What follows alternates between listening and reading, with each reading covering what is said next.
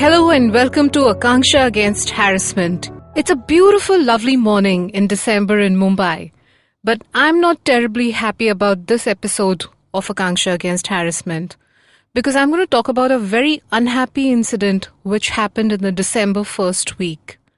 A 10-year-old girl committed suicide by hanging herself inside the wardrobe after a video of her getting bullied went live on an app called Musical.ly. Okay, I have a lot of questions. A 10-year-old bullied inside the school campus? Somebody had access to a smartphone who captured that video and then uploaded it on Musical.ly. And a 10-year-old also knows what is suicide and how to go about executing it. Do you realize how twisted this entire thing sounds? I mean, at 10-year-old, I probably did not know how to comb my hair right. What really is going wrong? What is happening? What is stressing out children so much? So first, let's talk about what happened. In Colorado, a young girl called as Ashanti Davis, 10 years old, she went to school. She had a fight and she picked up this argument with another girl who was bullying her for the last few days.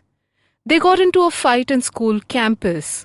And then she went home, only to realize that that entire episode, that fight, was uploaded by another school kid on an app called Musical.ly. Within a few hours, all children who knew her and in other schools saw that fight, and when she went back, she felt bullied or harassed by the entire episode. It impacted her mind frame so much that she decided to end her own life. Now, imagine that, their parents' mind frame, and imagine what the mother and father must be going through.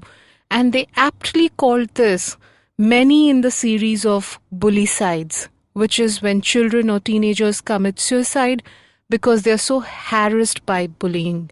And this just happens to be one of the cases in rising number of such suicides, especially involving teens.